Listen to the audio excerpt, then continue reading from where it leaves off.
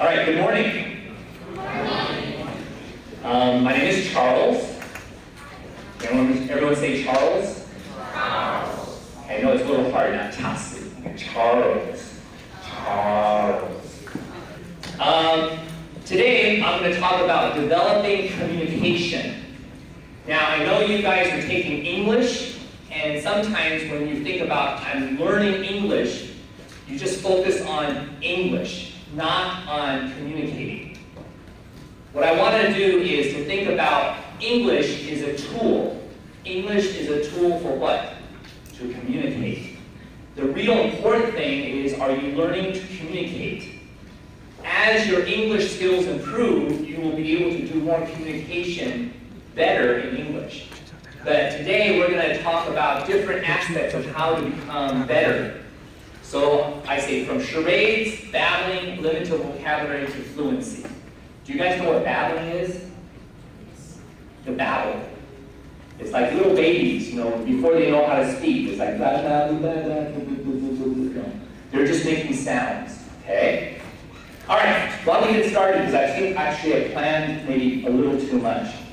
What I want to do is today we're going to talk about how in communicating, don't forget that you can still use body language, gesturing.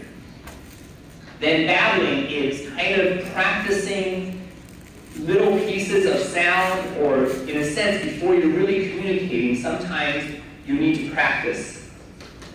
Also, talking about if you find it difficult to communicate in complete sentences, sometimes it's okay. When you start learning a new language, when you were a baby learning Chinese, you didn't start speaking full sentences. So sometimes, as you're trying to improve your English ability and communication, you can speak in smaller pieces. Also, as you start to learn, you're going to be learning and developing your vocabulary. Well, as you develop your vocabulary, do you need to have perfect and wonderful vocabulary before you communicate? No, you can find ways to communicate even if you don't have all the vocabulary you need. And then finally, how do you get to the point where you can become more fluent in your use of language? So when we think about gesturing or body language, basically you're not going to use any words. You don't have the words you need to use. However, you can still communicate. Okay? When babies first communicate, if you ask most mothers, when the baby is still 1 year old or less, does the baby communicate to the mother?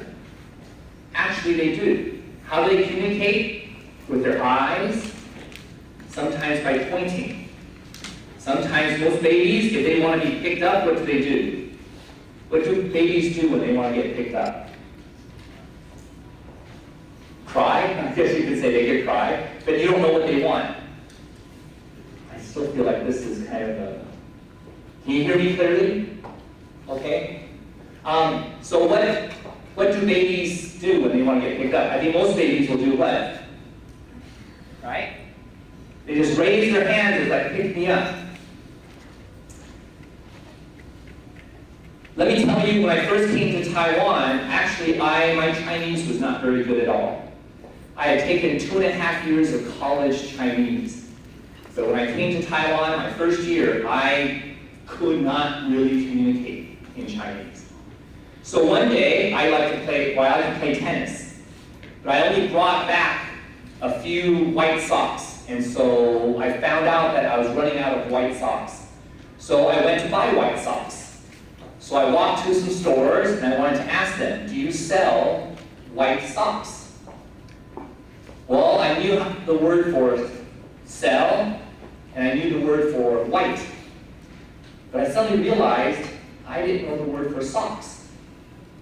So what did I do? Can you guess what I did? I went up to the person like, 你有没有卖? And then the person looked at me like, this person's a little strange. And then she said, 袜子. I said, 应该吧. 你有没有卖袜子? I did not know. And then she's like, 对不起, 没有卖. So I went and went to the next store. But when I went to the next store, what could I do? I kind of knew, but I didn't say it. So I got 你有没有卖袜子 or something like that. And then I still kind of had the point. But by the time I went to the fourth or fifth store, I could actually kind of say socks, and I could communicate. So sometimes part of communication is you have to gesture. When you are not communicating with words, when you are gesturing, I think one thing that we do more often when we communicate with gestures is we focus on whether the other person really understands us. Communication, successful communication, is you need to make sure the other person understands you, what you're trying to communicate. So, what we're going to do is I want to start off and have you guys participate. We're going to play charades. Do you guys know charades? Charades is the English word for what you guys say, 什么手比什么什么讲? 比手画讲. Okay, so you guys know how to play that, right? I'd like to get maybe 4 volunteers. All right. I want 3 of you to come on stage, and 1 of you can stand right there. Stand here. Look at the screen. I'm going to put a word, not you guys, in case you can't look. Okay? I'm going to put a word, or maybe you can stand right there. Stand. Ariel, you can stand right here so you can see the screen. I'm going to click. Make sure they don't cheat. You can't look at the screen, okay? Oh, don't stand in front of this. There we go. All right, so I'm going to put a word, and let's see if you can communicate that word to them. Okay? Ready?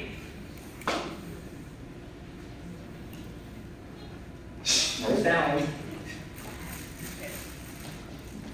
What? Cat. Good. Good.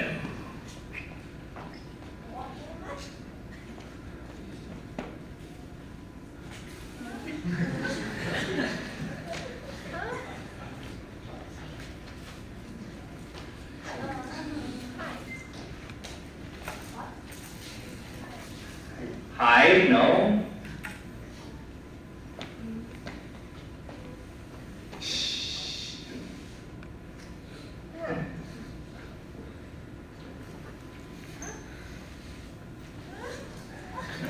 All right, skip that one. Next one.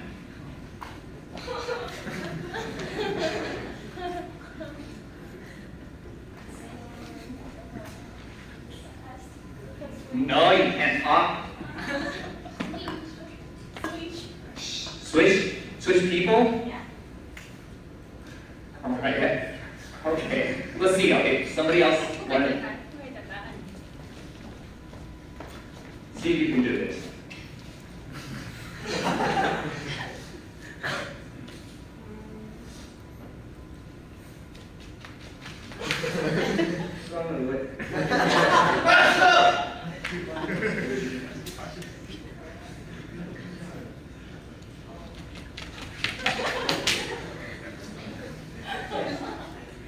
Fast.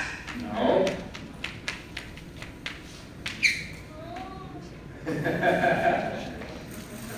Okay, let's stop. Thank you. Thank you, guys. So they got the cat run pretty quickly.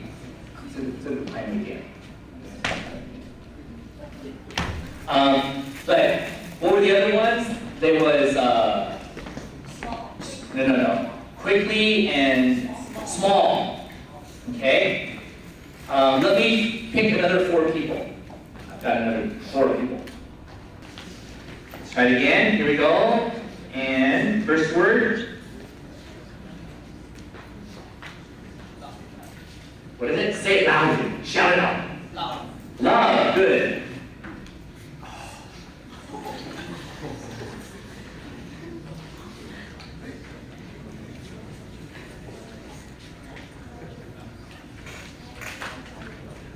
You don't know what it means? Okay, we'll go to the next word.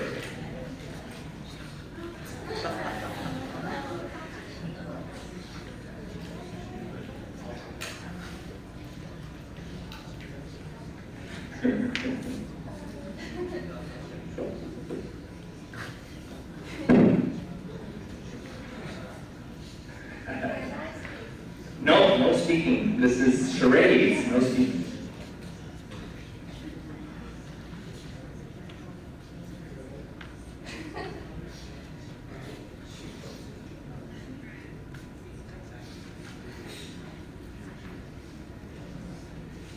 Okay, let's go to the next one. This is probably going to be harder.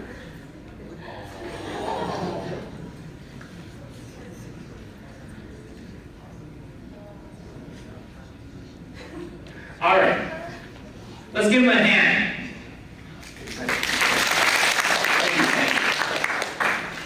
Actually, I intentionally made the second group harder. What was the difference between the first group and the second group? The first group, when you see the word, you can see an image, right? You know, cat. What does a cat look like? Running. What does it look like? You know, small, you can sort of think of something big, something small. Quickly, you can see something maybe moving fast or happening quickly. It's very visual, so it's easy for gestures. But love, well, it was actually pretty good. She did a heart. But the next one was what? Love. Oh, subtract. Oh. When you think of subtract, what do you think of? Actually, I was thinking she could have done like this, plus and then minus, right, for subtract. But then we got into quickly, diligently. You know, how do you do that? So, gestures and body language is useful for communicating some things, but other things is going to be a little bit harder. So, the concrete nouns were easy. Cat, chair, physical things. Verbs that are visual, you can imagine them, are easy. Adjectives and adverbs. You notice that when she did small, what did she do? She's like, well, then she thought about something.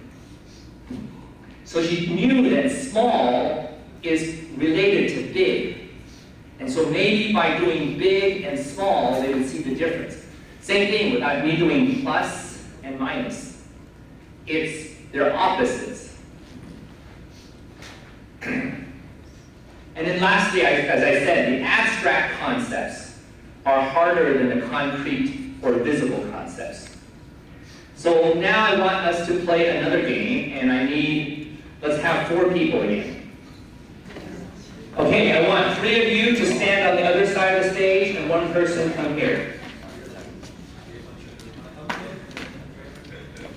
Oh, I need 1 person to come here. Hello, 1 person? Oh no, come here. Okay, this game, how you play it is there's going to be some cards, and it has 2 words. You can choose which word you think is going to be easy to communicate, okay? You pick 4 cards, and what you do is you put them here.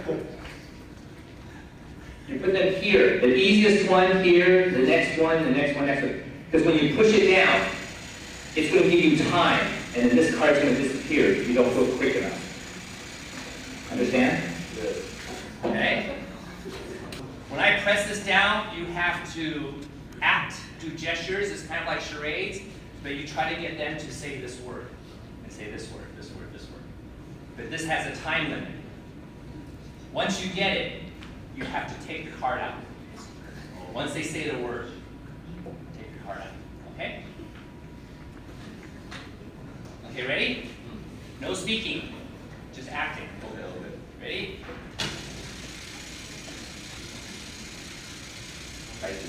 Helmet. Helmet. Get up. Too slow. Go. Next one.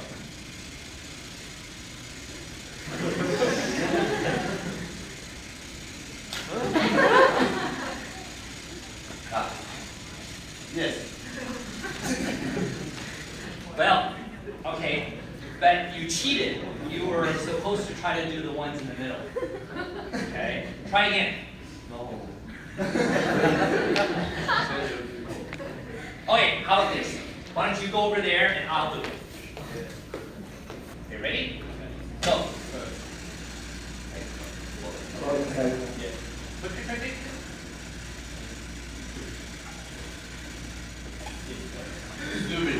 Keep trying. No. Okay, now put it over. Good. Yes. Good. And this. Hey,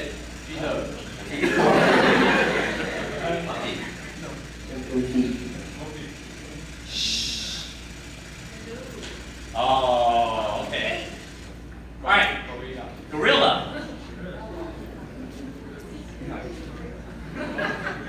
Point. All right, thank you. All right, so you can see that even without language, you can communicate. Now, these games that I'm showing you, they use English for the words. Again, this is a good chance for you to do something fun and to practice your English, to review words so that you can understand. So that you can understand, you can practice thinking about words, recalling the words. Okay. So we just play gestures. So what did you notice for the helmet? When you were trying to communicate, he didn't do this right away. If he started and just did this, what would you think? It's hard to know. But he did this first, right? So you know, oh, he's on a motorcycle. Then when he did this, oh, you understand, it's the helmet. So when you communicate, it's important to give a context of what you're trying to communicate. It helps people understand what you're trying to say. All right. Now, let's see. Pick another 4 students. Okay. I told you, when babies are learning to speak, before they actually speak, they're already practicing their pronunciation. They're doing what we call babbling. They're just starting to figure out that if they move their mouth in certain ways, they can produce certain sounds. When you're learning a foreign language, you have to almost kind of go back to babbling. And so as a second language learner, don't think it's strange for you to practice by doing something that looks like babbling. Why? You need to retrain your muscles in your tongue and in your lips. Because the way you produce sound is by using your tongue and your lips. In Chinese, you only produce certain sounds. Other sounds, they're kind of strange to you. So you need to practice.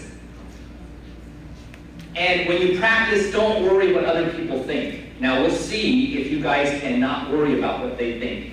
We're going to practice some sounds. Okay? So here we go. And then practice. So I want 4 students. Okay. The first thing we're going to do is, in some languages, how many of you have taken Spanish? Anybody taken Spanish? Thai? Thai's taking Spanish. Okay. In Spanish, they have a language we call trills, which is what?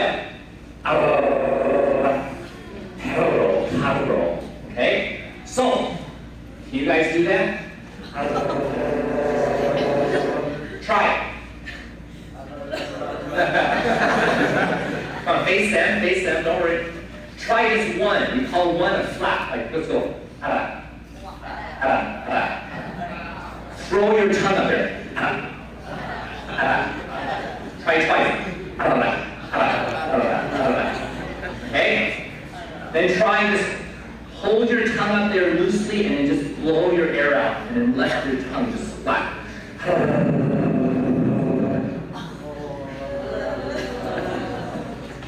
Okay? It's hard, right? When I took Spanish, when I first started, it was also like,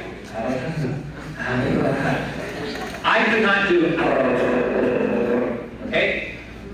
Let's try one that babies like to do. This is what babies start doing. There's probably one of the first sounds. It's the bilabial trill. You do that?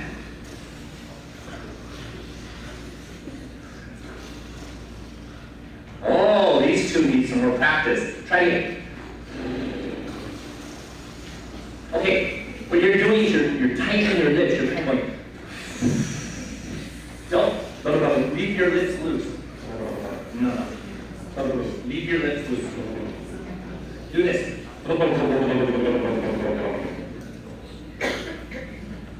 now? Okay. Oh, how about this? Rather than doing this, pretend like you're going to kiss somebody. Pucker your lips. Right? Now, keep it loose. Loosen it up, loosen your lips. Loose, 放松. There. Okay, now just. All right, you guys trying? Let's everybody try. Here we go. Everybody. Look at the person next to you. Are they doing it right?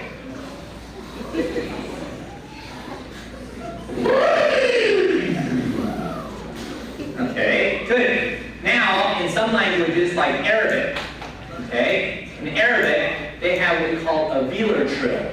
It's at the back of your tongue. So it's like,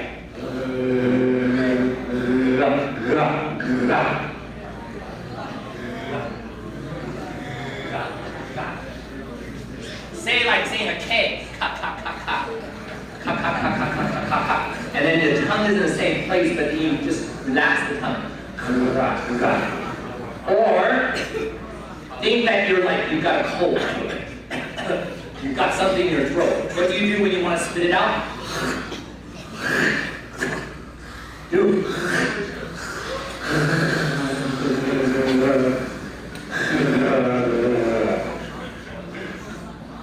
Got it?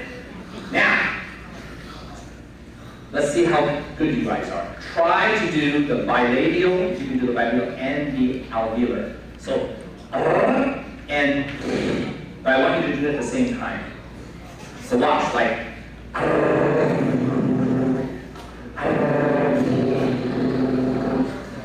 can you hear the difference between?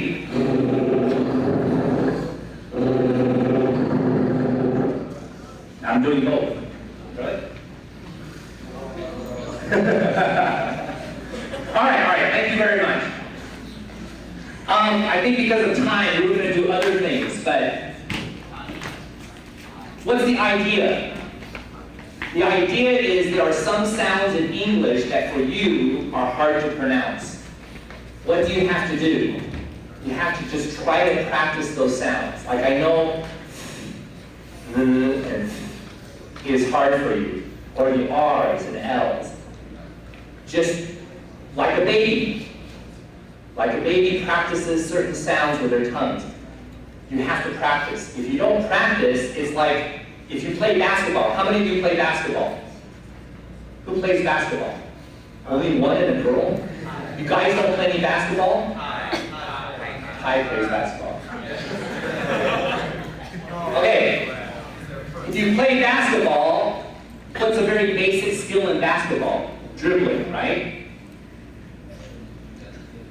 When you watch people for the first time, what do? It's kind of like, this is very hard. But you have to keep practicing. And then Jeremy Lin, what can he do? He can put it between his legs, put it behind his back. How long did it take him to learn how to do that?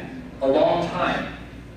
People don't learn to handle a ball just on the first day they play basketball. It's the same thing with English. If you want to have good pronunciation, you need to practice all the little pieces. There are certain skills. I've taken some basketball, but besides this, they practice just back and forth. They practice between the legs, okay? They practice going around like this. So there are different little pieces that you have to practice. It's like that with language. So I hope your English teachers will give you a chance to practice certain little pieces of pronunciation. If they don't, you need to find time. Okay, let's skip. We're going to do some others. Wait. Sentence length.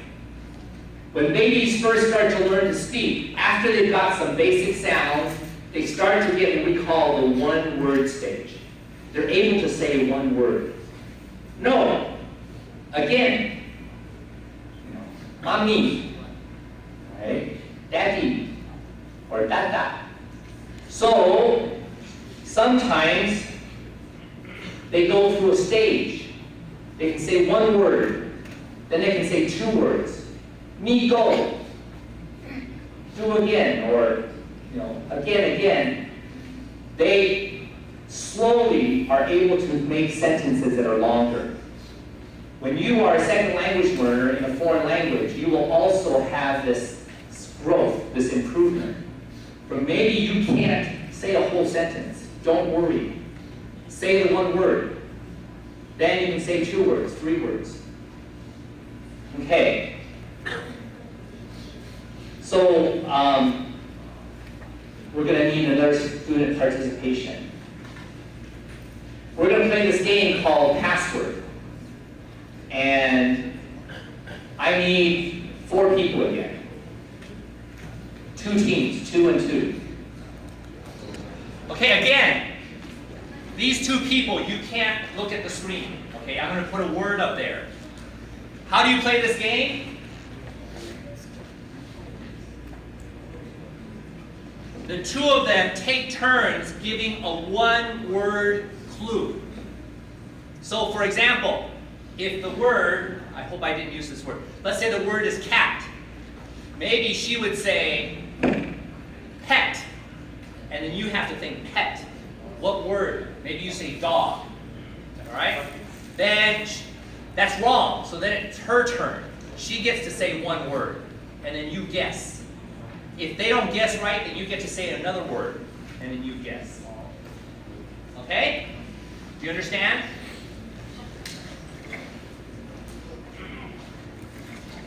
Now, this is different from what we were doing before.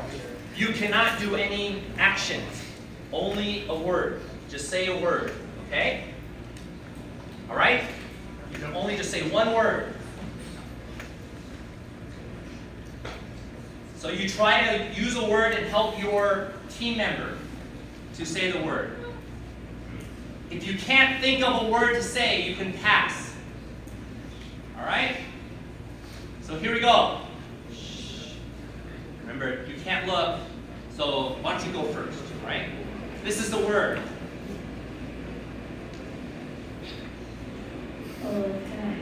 Huh? Plant. Plant. Flower. Okay, your turn. Is tall. Not is tall, that's 2 words. Just tall. Plant tall.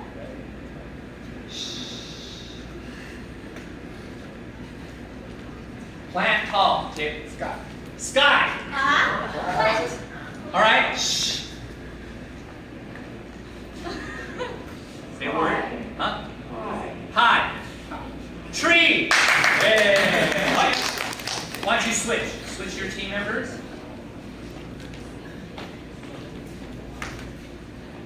Hey, you can start. You start first. Okay, here's the word. Sheep. Huh? Sheep. Sheep. Sheep. Huh? Animal. Oh. Bed. Huh? Bed. Bed. Bed. Bed and sheep. Nightmare. Nightmare. No. You don't like sheep, don't you? You don't like sheep, huh?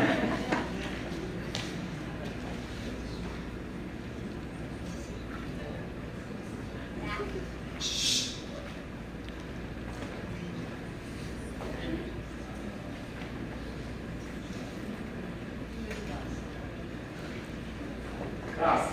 Class. Class bed. Sheep. Bed. Class.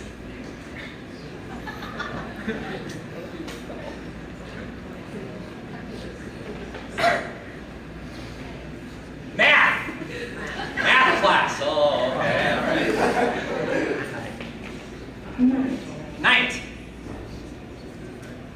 Night. Bed. Sheep. Class.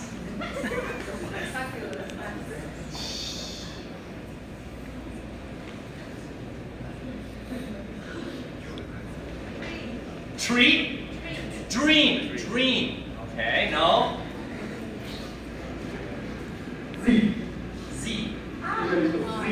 Sleep. Hey, very good. All right, thank you very much.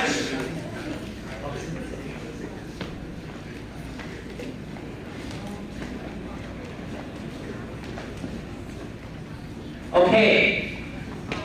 Again, this game, because it's focusing on just one word, it's okay. You can say one word at a time. You don't, sometimes to communicate, you don't need a whole sentence. All right? Also, in this game, you start to understand that a word, how do you communicate the meaning of a word? It's related to many different things. Like class. That's the fact, right? Lots of students will sleep in class. Well, that shouldn't happen. Is anybody sleeping? What we used to do in America is if somebody's sleeping, at the end of class, everybody would quietly leave and let the student just keep sleeping there. Okay? Let them wake up and see that everybody's already gone. Okay, I think these microphones are starting to have problems. They all make noise. Okay. All right. So, if you don't have the vocabulary you need, if you don't know the words you need to communicate, again, you could use other words to try to help, or you can use gestures. But another thing you can do is you try to use other ways. Oh, well, let me speak. I skipped. I want to tell you a story. When I first came to Taiwan, I didn't have a car or a motorcycle or anything. I just took the bus. When I came to Taiwan, that was 18 years ago. There wasn't even the MRT in Taipei. So, one day I thought, I don't want to have to keep walking everywhere or take the bus. I think I'm going to get a motorcycle. So I decided, I knew that close to where I was staying, there was a street with lots of places that sold motorcycles. So I went to the first store, and I just said, 我想买摩托车. And then the person just started, I did not understand most of what he said.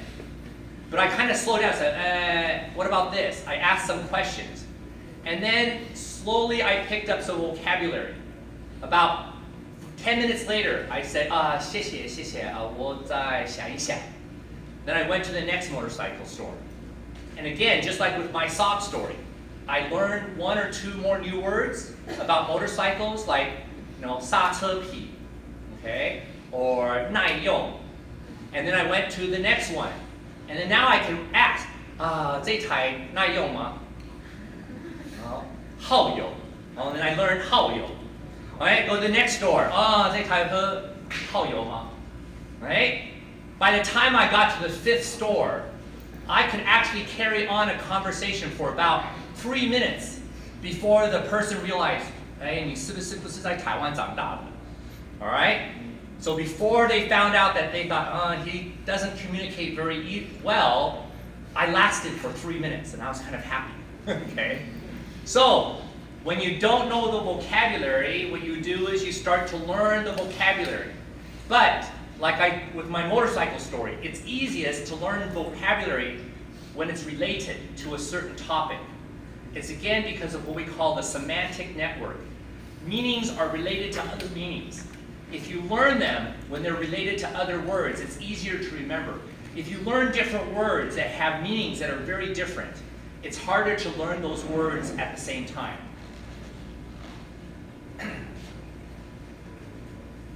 So, in Taiwan, I've had lots of troubles, but what did I do? I start learning new vocabulary by going, and when you go to eat, you have to choose. So the first things I started learning is what's rou? What does rou look like? What does ji look like? What does niu look like? Okay? Because I needed to know if I'm picking something, what am I choosing?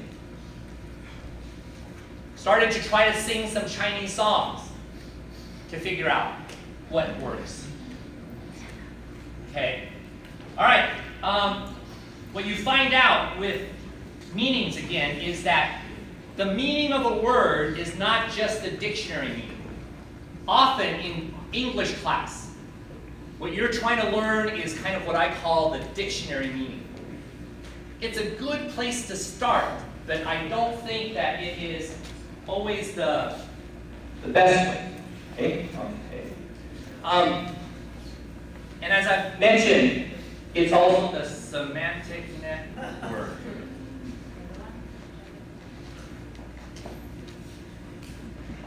Also, you kind of have what we call a semantic network. Cat and dog, they're very related. And for some reason, when you think of cat, you'll also think of dog. If I say rose, what do you think of? Rose. Maybe you think of love, Valentine's Day. If I say rain, what do you think of? And shout out, rain. Spring. Umbrella. Raincoat. Humid. Typhoon. Okay? If I say pencil, eraser, pen, paper, maybe you think of homework, class, okay? Sleep. So, in our mind, words are very connected to other words. Sometimes those connections are different depending on the culture. So, in the Chinese culture, there are certain relationships between meanings that we will not have in the American culture. So, as you learn English, you also will have to learn what are those kind of connections that are cultural. Sometimes we also talk about connotations. Connotations means, well, this word has this basic meaning, but does it have kind of a connotation? Is it like a good feeling or a bad feeling? Does it have a negative connotation or a positive connotation?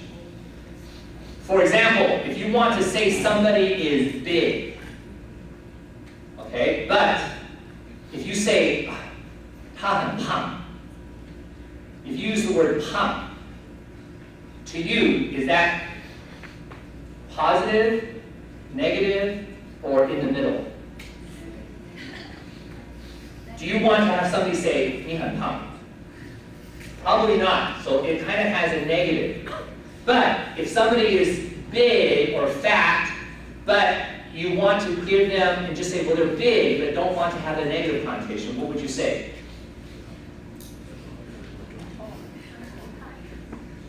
Huh? What in Chinese? 福态. 福态. I haven't learned that word. So if you say, 你很福态, 还是你福态? 壮 is 庞大吗？他庞大，他很壮，他很大。他很快。Okay? So there are other words that kind of have the same meaning as maybe 胖, but it doesn't have the negative connotation that 胖has. So the same thing with English. If you want to become a good user of English to communicate, you need to be careful. This also happened my first year in Taiwan. Because when I was in America, when I was in junior high, I had a cousin's family. They came over and lived with us. And he was maybe 14 years old, 13 years old.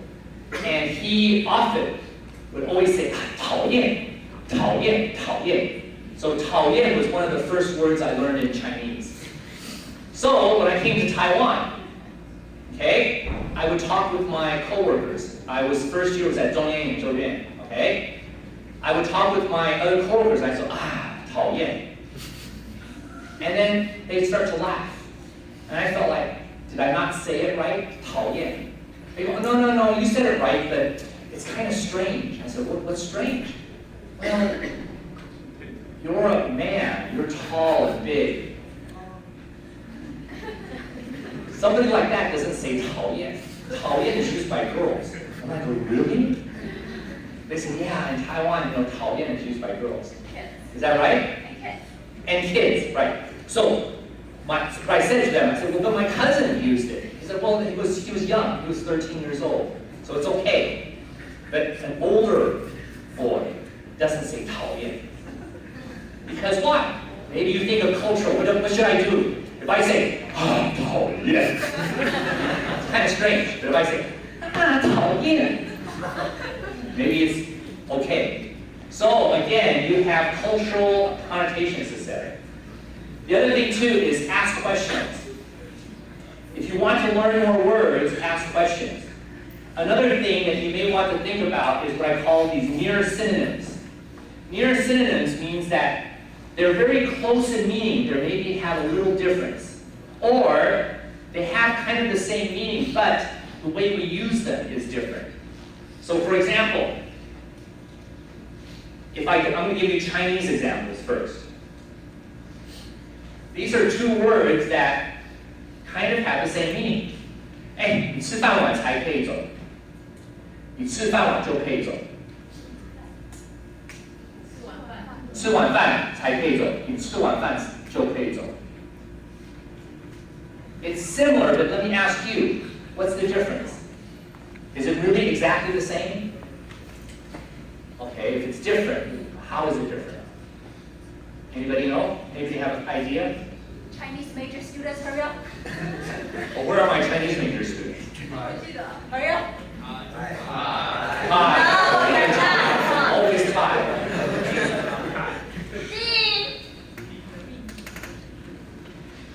Yeah, Chinese major student. Come on, hurry up. Hurry up, I don't know. Hurry up, tell me.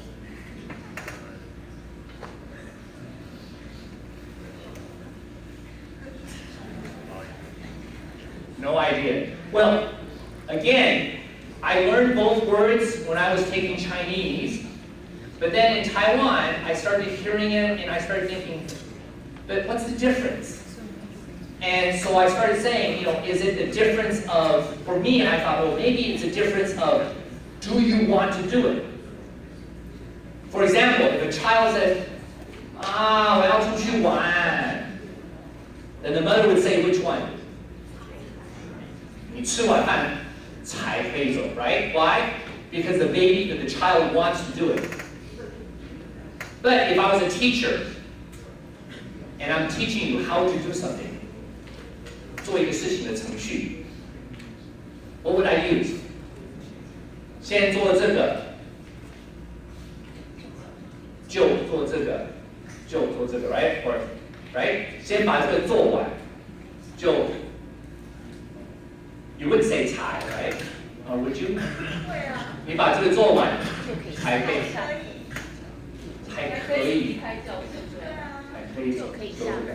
Okay, well that's because, okay, I'm teaching you and so I think you want to do this.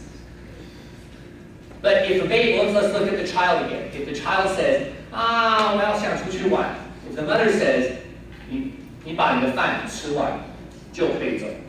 Is that okay? Really? Okay. Anyway, maybe I don't know exactly the difference, but somehow you feel there's a difference. Okay? Maybe you might want to think about that. Same thing with this one here. I remember on the MRT, it would keep on saying, 右侧开门. 右侧.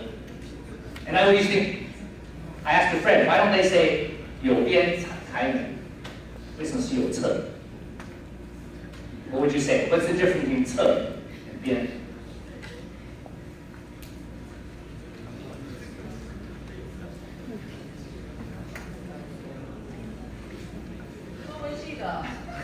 And it's not only the Chinese majors. I think everyone here speaks Chinese, right? This is Chinese your first language. Probably you should know the difference. Okay? Or, what's the difference between this? 头跟右. Okay? So it's the same thing in English. If you look at these two words in English, afraid, scared, maybe you think, they're the same meaning. But if you want to learn English well, you need to know what the difference is. Okay? Maybe I won't tell you, like your English teachers, or you go back and think about it.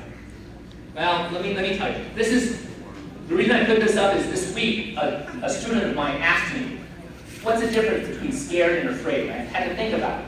I had never thought about it really before. I said, well, I think one difference is, scared is you could say you're scared of something that you've already experienced, or you could see, or in other words, it's something that's real. Afraid is when it's something that's kind of in the future, or it's not something that you've experienced. All right? So you could say, I'm scared to go to class. Why? Because you experienced some bad things in class and you don't like it. But if you've never gone to class, but you know that somebody says it's a hard class, oh, that teacher is really hard, it's better to say, oh, I'm afraid of taking this class. You wouldn't say, I'm scared of taking this class, because you really haven't experienced it yet. It's not real. So this is, again, usage difference. Also, this was something this week. Weather and climate. What's the difference? You know, in Chinese, weather is more like 天气, right? And then climate is what? 气候. Okay, but what's the difference? Think about it. All right. Now, what we're going to do is we're going to play a game that is related to if you have limited vocabulary, if you can't say certain words, what do you do to try to communicate? There's a game called Taboo. This is the box that has the game, but I'm going to do it on the screen so everyone can see it. I want, again, let's have 4 people. So how do you play this game? That person that's there is going to, he can talk. 1, 2 words, a whole sentence. He's free to say anything. But again, no gesturing, only talking. There's going to be a list of words that he cannot say. All right? He can say all the other words except the words that are on the list. And if I hear him say a taboo word, I will buzz him. Okay? So let me first give you an example. If, let's say, this is the taboo. He's trying to get them to say pencil. I cannot say pencil. I cannot say a part of the word, like pen. I cannot say write, paper, school, erase, or box. So what would I say? I might say something like this. Well, it is something you use when you send a letter to your girlfriend. It's not flat, but it is long. And you can put words on something that's flat. Do you understand? So I have to use other words and other ways to say things, but I cannot say write. So what do I say? Put down. I can't say paper, so I said put down something that's flat. Okay? Do you understand? Do you understand? Do you understand?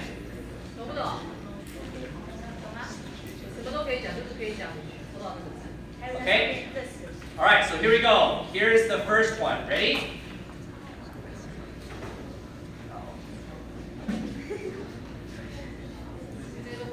Pop, pop. Start saying. Animal. The first letter is C. No, you can't spell it. You can't spell it. Keep going. What? Okay. You already said cat? Okay, next word.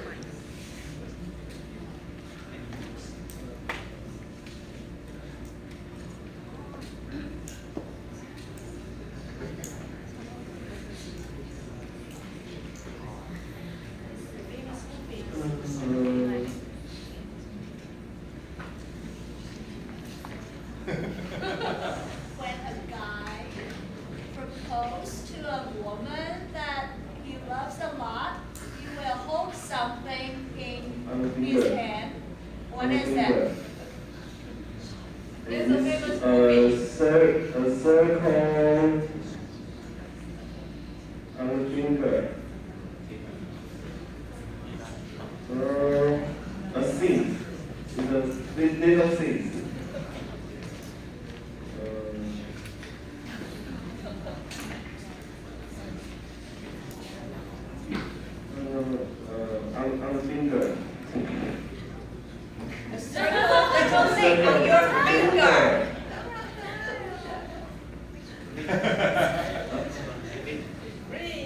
Ring. Ring.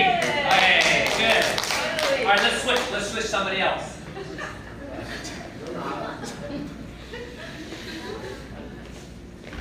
Okay, here we go.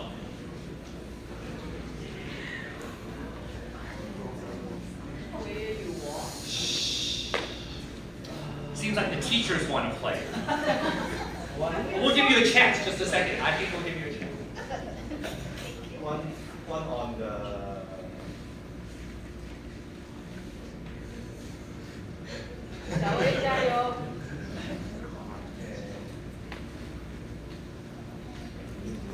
And one. No actions. Just talk. Just talking.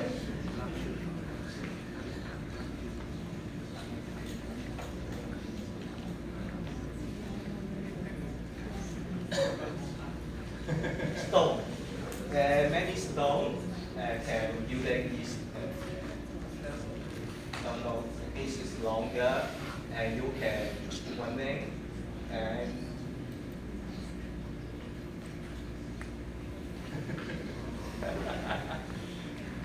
All right, time's up. How about this? The four of you get on stage. Let's ask the teacher. Come on, Stella. Show them how it's done. Come on, Stella.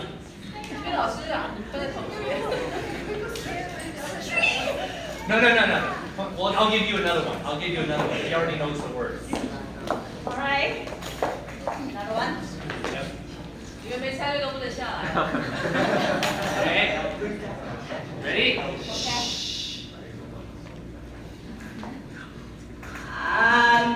It's a kind of thing that you will, when you see some moments that you really like, you will use this thing to try to capture that moment. All right, good. Another one. Another one. Wet. Oh, man. Here we go.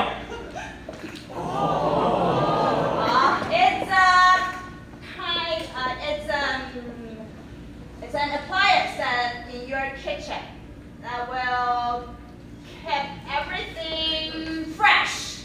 If you don't have it, the thing that you buy, for example, milk or eggs, will be spoiled. Good. All right, another one. She's doing a good job. It's the heart of a machine. You will need it, otherwise your machine cannot work, and it will need oil. You will need this kind of thing, for example, in car.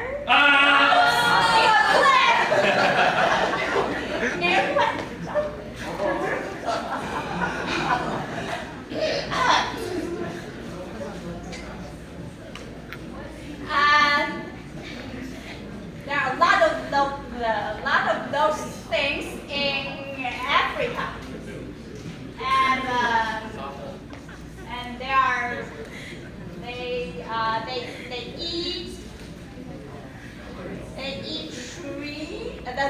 they eat leaves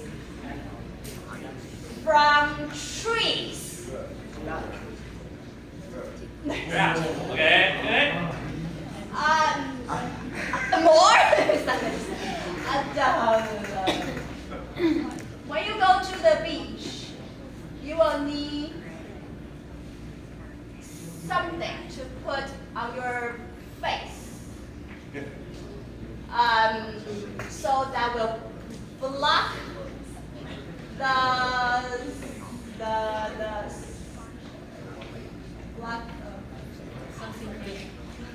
block the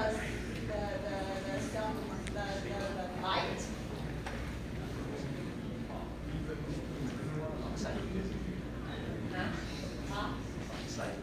No. It's a thing that you put when you go to the beach or when you are driving a car. Okay. When when the light is very bright. Huh? The glasses is yes. Okay, good. All right. All right. Does anybody else want to try? Come on. Okay, thank you. You guys can go sit down. Thank you, Stella. Okay. Anybody else want to try? One more people? Come on, it's fun. In America, we play this game for hours. You could try playing this game with Chinese. I think it would be good too. Why is it? Why do I say that this is a good practice? Because if you're learning a language, often you get stuck. You think the word in Chinese, but you say, I don't know this word in English. And then you feel like you just give up. Okay, I can't. Sorry, I'm not going to talk. Don't do that.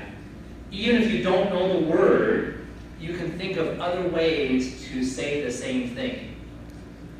This is a game where you can't say those words. You may know those words, but I'm saying you should not say it. But in real life, if you're communicating and you suddenly don't know the words, you might... So for example, give my socks example. I might say, 哎，你有没有卖那个穿鞋子之前，我要先把它放在我的脚的那个东西。Then the person might say, 啊，袜子吗？啊，对对对，应该是的。All right? I didn't have to point. I could have used another way to try to say socks. I didn't know the word for socks in Chinese. But maybe I know shoes. I know feet. I just don't know socks. So you can find other ways. Now again, for a native speaker, you might feel like, why don't you just say socks? Why do you say, do you sell the things that you put on your feet before you put on your shoes? All right, but you still communicated, right? You still succeeded in communicating what you wanted. Anybody else want to play this game? Come on. Oh, how about this? How about this? Here we go. You're the two teachers, right? You pick 4 people that you're going to talk to. You guys are the ones to describe things, just like you did. Okay? We'll see which teacher's team, which teacher's class can do better. That's the competition between teachers. That's right, that's good. Yeah, good. Competition. Then they'll want to help you. Come on, pick some students that you want to use. All right, ready? And start. Okay, so normally boys like to see this kind of game on TV. Recently, it's very popular. When we talk about Lakers, sorry, not Lakers, no Lakers. Exactly. They got it. Okay. Okay, like a kind of.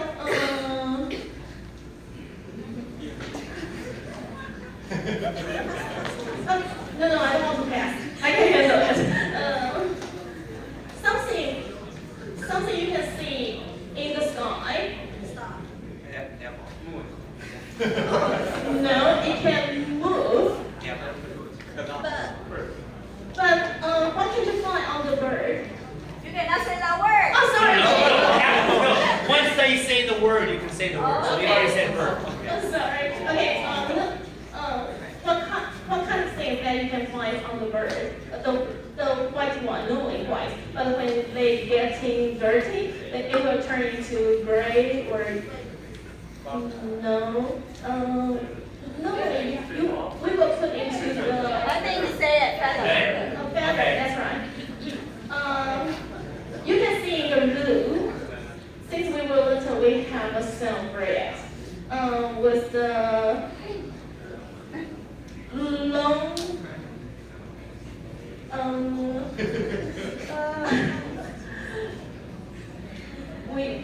We can say nose, but to them we won't call it as a nose. Longer one. Long. Yeah, exactly. They say elephant. Okay, so if I want to start it harder, you can go to where? All right, time's up. Good. Oh.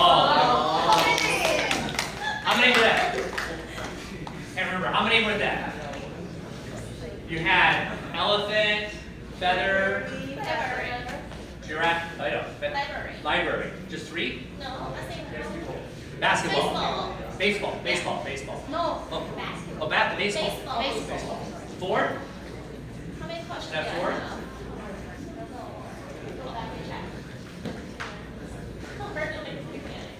Okay, you had baseball was the first one. Was that the first one? Yeah. Baseball, feather, elephant, and library. Okay, so 4. All right, that's your goal. I'm so nervous 2 right now. minutes. Okay.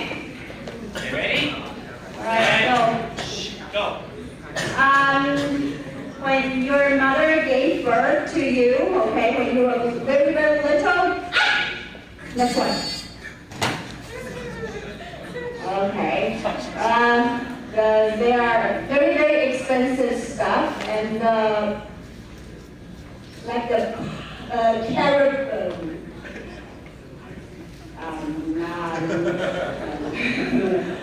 For example, silver, pearl, and then they will put them in a box.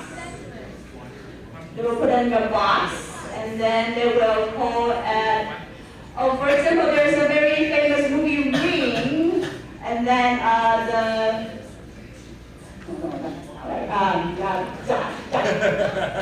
think mine's hard. You want to pass? You pass. Okay, we have, every day we will have 3 different times we'll have to dine.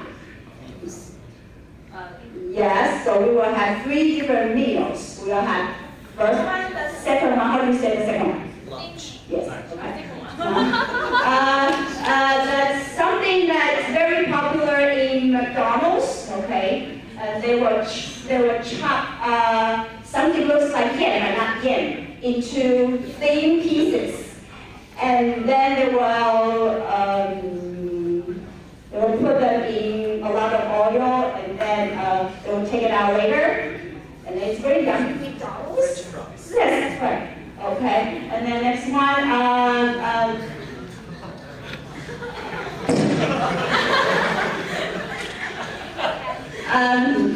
next one. Okay. All right, time. I think mine is more difficult, right? Yeah. Like, oh. All right, thank you very much.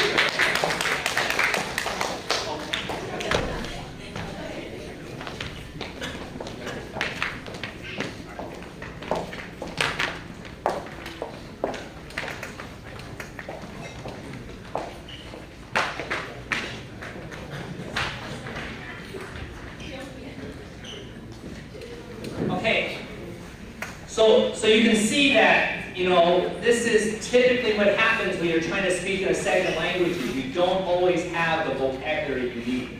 But if you practice this kind of game more and more, you will actually find it easier to use the vocabulary you know to try to communicate. Once you start to do that, you can slowly start to learn more words. Okay? Just like with my socks or these other examples. So, you use the vocabulary you have to use creative ways to communicate the meanings that you don't know. For example, with the treasure, I was thinking, well, you say, you put valuable things in a box and put it in the ground. What do we call that? Okay? I couldn't use bury. The bury is what? Just putting something in the ground, right? So those are things you can say. I think it practices. You practice thinking about meanings and trying to communicate to a meaning using different words. So if you think about it, it's almost like that's what it's like to write a dictionary. In the dictionary, when they're trying to tell you the meaning of the word, they can't use that word because that's what you don't know. You don't know the word bury. So what does the dictionary say for bury? Probably to put things in a hole in the ground and cover it up. That is what it means to bury. Okay, finally, we're getting down to the fluency. What's the secret to speaking fluently? Well, it's practice. And practice. And practice. And to use English. To use English. To use English, okay? Basically, if you want to get better and better and faster in speaking English, it's like playing basketball. The only way you're going to become like a Jeremy Lin is if you practice and use it. So, I would say, what can you do?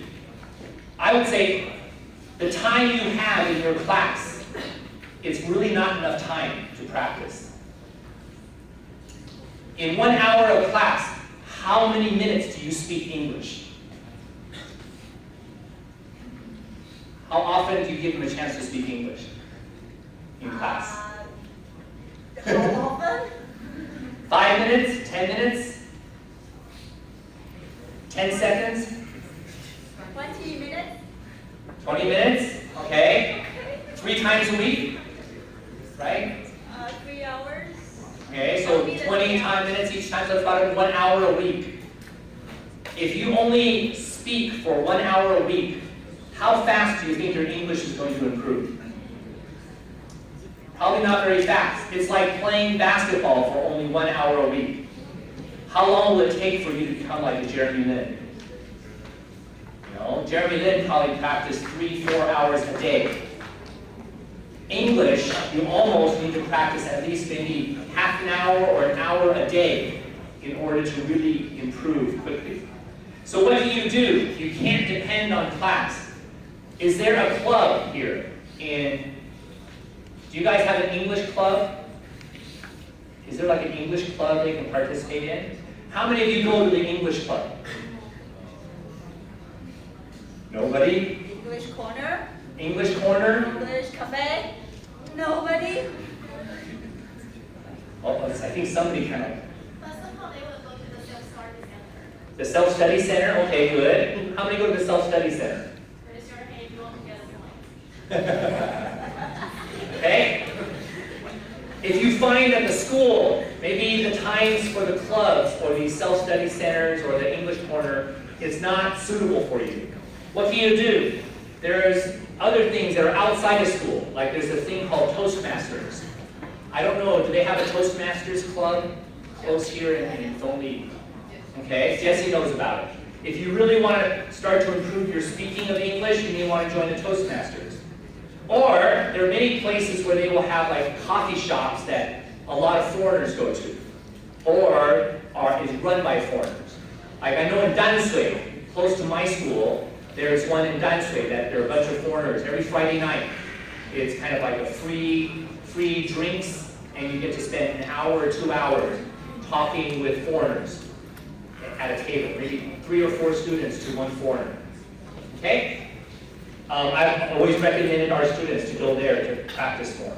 There are some churches that will have English services for foreigners. Well, that's another place you can go if you want to meet the foreigners and start to practice. Or if you have foreign friends or maybe even guests from other countries come to Taiwan. Maybe you say, hey, I will volunteer to take you and show you around Taipei, or take you and show you around our school. Well, then you get to practice your English with this foreigner. The other thing is now with the internet, there are many social networks like Facebook, QQ. I don't know, Yahoo is probably not much anymore. But anyway, there are many ways to meet people, and if you meet some foreigners, you can practice typing English. Maybe if it also has some audio, you can practice talking to them. All right? The big thing, I think, if you want to learn a language well, you really have to stop being embarrassed about not speaking well or being wrong.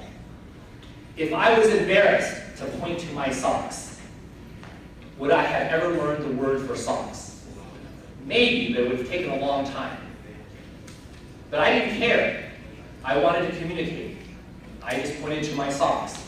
The person gave me this weird look like, you're so big, you look Chinese, how come you can't say the word socks? But I didn't care. If you keep caring about, am I going to say something wrong? Is my grammar wrong? Is my pronunciation going to be wrong? I don't want people to think that my English is bad. If you keep worrying about that, your English is going to stay bad. You need to forget about worrying about whether your English is good or not. Just do it. So again, you can practice sounds, like we said with the babbling. Practice the syllables. Because in Chinese, your syllables are much simpler than English. You don't have like the ST sound at the beginning of the word. Stream, or STR, streaming. Okay, you have the at the end, like, bang. You have a lot of but maybe you don't have like the D at the end of the word. Bad, bad, bad. So you need to practice your syllables. If you have long words, let's say there's a word like, I don't know, what's a long word? Compatibility. Can you say compatibility? If you can't say it, if when you start you go, compatibility, then why don't you start from the back of the word? Compatibility. T. Ility, or liti, illity, tability, compatibility, Why do we compatibility. practice it from the back, not from the Well, it's because most people start from the front. What happens is you get nervous about saying it from the back. I mean, the end of the word is what makes you nervous, and often what that makes you do is you make mistakes at the beginning of the word. If you start from the back, you start to feel confident. T, hey, I know how to say T. So then when you have to do itty, all you have to do is worry about the first sound. So you can think about it and go, itty. And then you say, litty. Okay? Same thing with sentences. If you have a hard time saying a long sentence, you can practice from the front, but you can also start to practice from the back. If you talk to people who play the piano or do music, that's what they also do to learn music well. They don't just always keep practicing and start from the front. Sometimes they do pieces, start from the back and add more. It's for memory and it's for practice, that's a good thing. Also, what you do, go from slow to faster. Don't try to speak fast right away. Like basketball. Maybe afterwards you can dribble really fast. But when you start learning, you see Jeremy Lin, oh, what is he doing? Oh, I want to do that. You try to do that, you're just going to keep failing, and soon you're going to give up. But if you start slow, once you feel, hey, this is okay, then maybe try to do a little faster. You're going to dum, dum, dum, dum, dum, dum, dum, dum, dum, dum, dum. Okay? You start to build things from slow to faster. Same thing with language. I've already said this too. Our minds work with language when it's related to other things in the language. So what I would say is don't try to learn just a lot of vocabulary. I know that a lot of times for tests, it focuses on you have to learn the 1,000 words or 2,000 words. If you're just learning words, it's going to be hard for you to remember those words because they're not connected. But if you start to build up your vocabulary by learning things that are related to each other, it will help build your vocabulary better and faster because you're learning the words that are related to each other. It helps you remember them. So start with different fields or contexts. Things that you can do also is to imitate. I remember when I was learning how to ski. How many of you ski on snow ski? Okay? I remember when I was learning, when I was taking lessons, I didn't learn very quickly. Why? We're standing there. The teacher just sort of tells us what to do. We try it and we don't do it well. Everybody, all the students, don't do it well. But after I stopped taking lessons and I just went to ski, as I'm riding on a chair taking you up to the top of the mountain, I would watch and look at all the other people skiing. And then I would see those guys who are just so cool, they're just down the slopes. I watched them and I said, what are they doing? And I saw that it was almost like they were just dancing. It's just like, so when I started to go down the hill, I tried to pretend I was like them. Okay? So imitation of what you consider is what's good will help you become good. So you need to listen. If you want to improve your speaking, listen to somebody who you think speaks well. And then try to imitate them. Singing helps. Why does singing help? Because singing has a rhythm. It also forces you to speak louder. Like here for these people that were guessing, they're all like, if you don't speak out loudly, I think your muscles and your tongue, it's always not as clear. So it's better if you use language, you speak out loudly as you practice. It helps you with your speaking. Singing also has that rhythm and stress. For example, compatibility. Think about it, it's like music. Dun, dun, dun, dun, dun, dun, dun, dun, dun, dun, dun. Compatibility. Think about as you are saying words, what is kind of like the rhythm or the stress of the word. So you try to imitate that. So anyway, to end, and then we'll have little time for questions. I love using games when I want to give a chance for my students to practice. I've already showed you 3 games. There's another game called Boggle, Blurt, Ungame, Loaded Question, Scruples that I often use. What are these kind of games like? Well, Boggle helps you with your spelling or your recalling words. Use a box and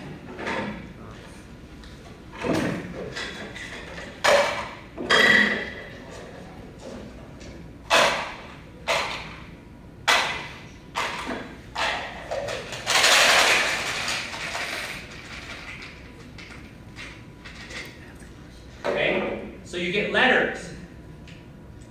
And what are you supposed to do? You try to find words in here. So T, you can go next to the word or diagonally. You can't jump. So for example, T-I-N, that's a word, right? S-I-T, S-I-T-E. What else? Let's see. S-T-A-G is a word, stag. Or,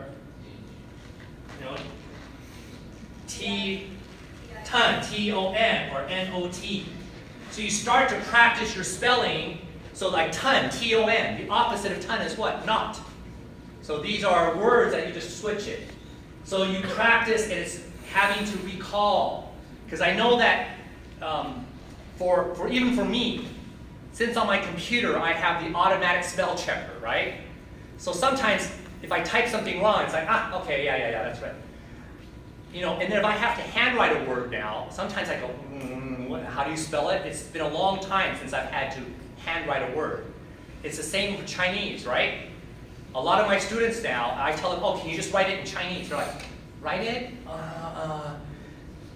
Most of you college students, I don't think you know how to write Chinese anymore, do you? Right? Is that right? Why? Because all you do is type it in.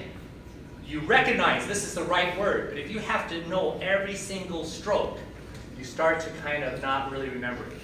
So playing games like this will help you with your English spelling, and as well as thinking about all the words that you know. There's another game called Blurt. Again, this is trying to help you recall words that you maybe already know. There are cards. And again, it gives you a definition. A small furry animal with a pointed snout and a long hairless tail. And the word you're trying to guess is mouse. Okay, so let's try something. If I say this, a tall grass that has hollow woody stems and is used to make poles and furniture. Bamboo, good. A word used to express greetings and farewell in Hawaii. Aloha. Aloha. A bird with large head, large eyes, a short hooked bill.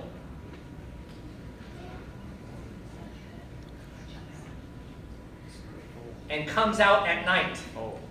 Owl. Good. Okay? So if you play this game is like you say it, and whoever's the first one to say the word, they get the point. So it's about how quickly can you think of the word that is supposed to be here. So if you play these kind of games over and over, it helps you to remember the words. Okay? What else? There's like an ungame. Now these again are focused on words, but what if you want to focus more on communication? Well, there's a game called the ungame. It has lots of questions on here. And the game way you do it is just everybody picks a card and you get like 1 minute to answer the question. So maybe I talk about a happy school experience. So you say, oh, I remember one time when the teacher let us eat, a cake because it was somebody's birthday at school. We had a lot of fun. Just simple, So for example, I'd like to ask, let's see, what are some questions here? Talk about a time when you felt productive. Productive is like what we say, 什么效率? 有什么效率? Productive or just 有效率?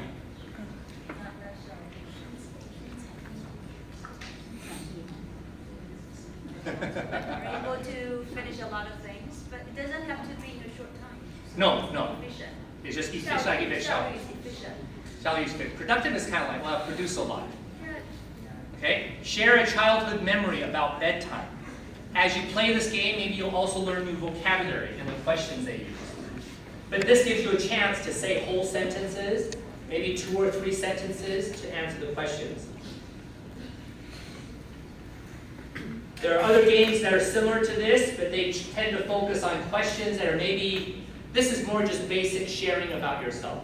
There are other ones called loaded questions, is more sensitive or more questions that maybe you could talk a lot more about. So right here, if you were a police officer, what type of criminal would you most want behind bars? Well, that requires maybe a slightly longer answer. What is the nicest thing you have ever bought somebody? The last one is funny. Okay?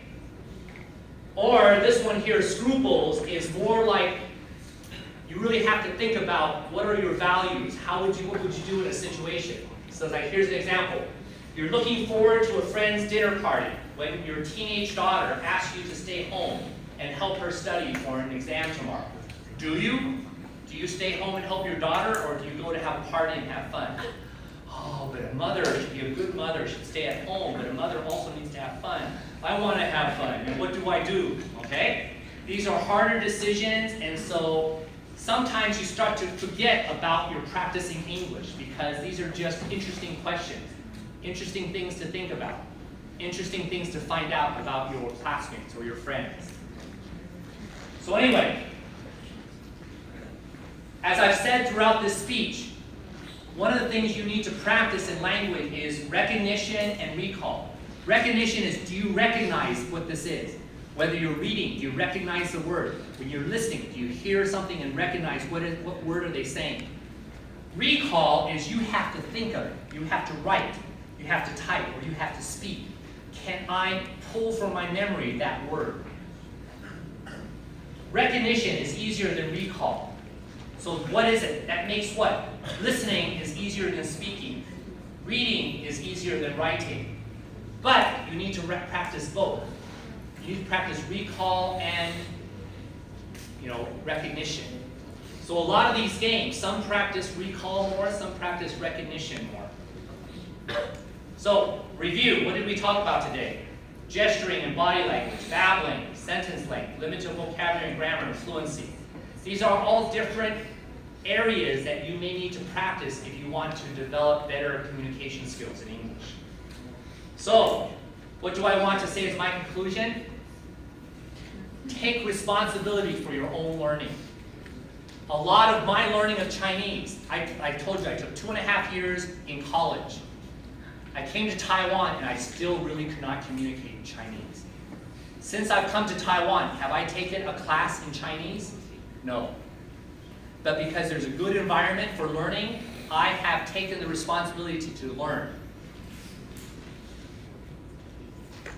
Okay? Another thing I want you to think about, if you've played sports or play the music, piano, learning to speak English well is very similar to learning how to play a sport, learning how to play the piano. Think about the different stages, what you have to do, the amount of time you have to spend. So there is no special pill. Coming to this 2 hours of this presentation isn't suddenly going to make you a great, wonderful English speaker. Okay? If somebody could create a pill, I could give you a pill, you could take it and suddenly you could speak English really well. I could make a lot of money. I could sell this pill to everybody in the world. And maybe I'd make the pill so it only lasts for like 1 hour. So if you want to keep speaking English well, you have to keep taking my pill. But there is no such pill. Okay?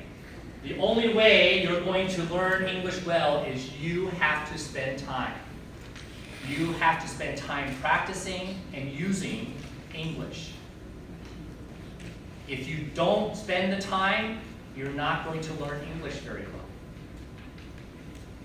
And I know right now, for college students at my school, maybe I should ask this question.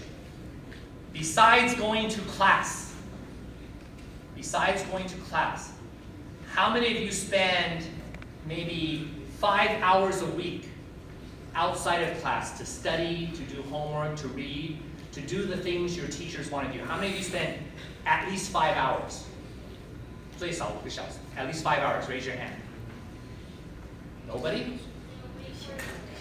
In each week, outside of class, not 5 hours of class.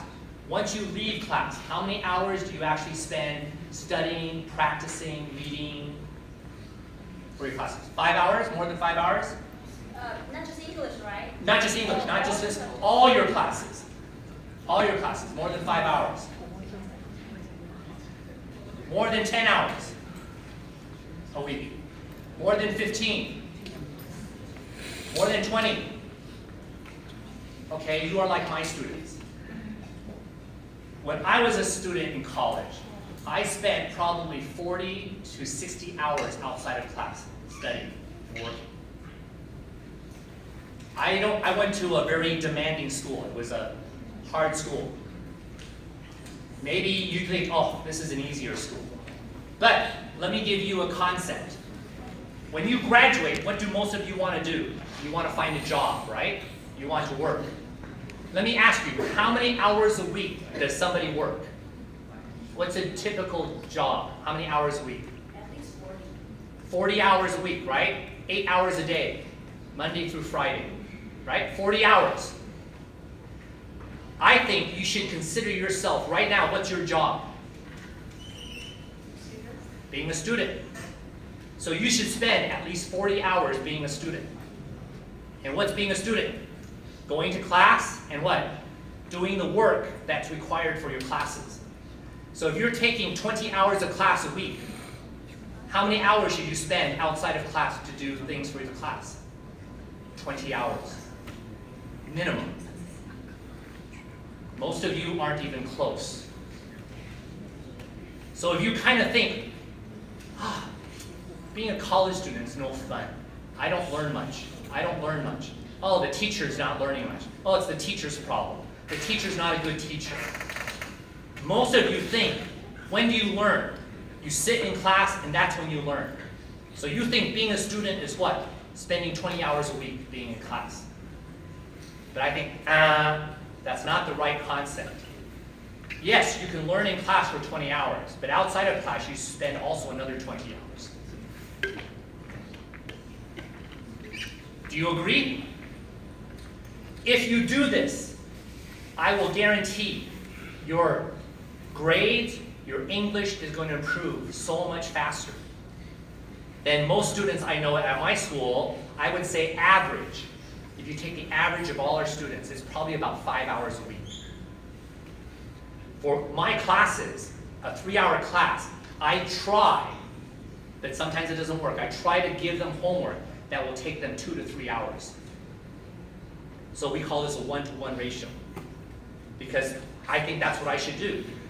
If you want to learn something in my class, you spend 3 hours in class, I want you to spend about 3 hours outside of class. Actually, in America, most American colleges, it's a 1 to 2. 1 hour in class, you should spend 2 hours outside of class. I went to a tougher school. They expected 1 hour in class, 3 hours outside of class.